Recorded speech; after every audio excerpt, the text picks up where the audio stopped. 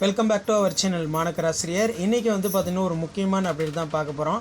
+2 மாணவர்களுக்கு வந்து பார்த்திங்கன்னா வர 7ஆம் தேதி முதல் அசல் மதிப்பெண் சான்றிதழ்.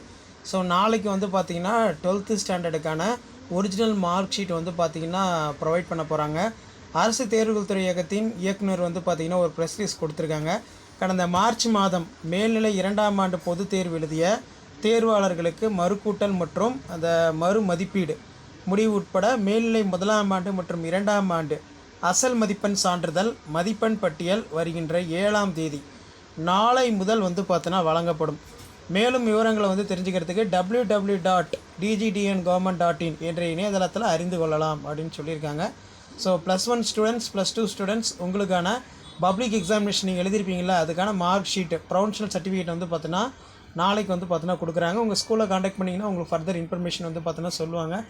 +1க்கு வந்து மெயினாக மார்க் ஷீட் தேவைப்படும். நீங்கள் நீட் எக்ஸாம் அப்ளை பண்ணுறதுக்கு கண்டிப்பாக 10th அதே மாதிரி +1 மார்க் ஷீட் வந்து தேவைப்படும். அதனால் +1 ஸ்டூடெண்ட்ஸ் ஒரு ஃபோட்டோ காப்பி வந்து பார்த்தீங்கன்னா நீங்கள் எடுத்து வச்சுக்கோங்க.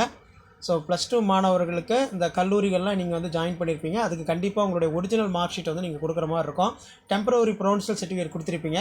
இப்போ கவர்மெண்ட்லேயே வந்து பார்த்தீங்கன்னா உங்களுக்கு பிரிண்ட் பண்ண ஒரிஜினல் மார்க் ஷீட் +2 மாணவர்களுக்கான மதிப்பெண் சான்றிதழ் நாளை முதல் வந்து பார்த்தோன்னா பள்ளிகளில் விநியோகம் செய்யப்பட இருக்கு.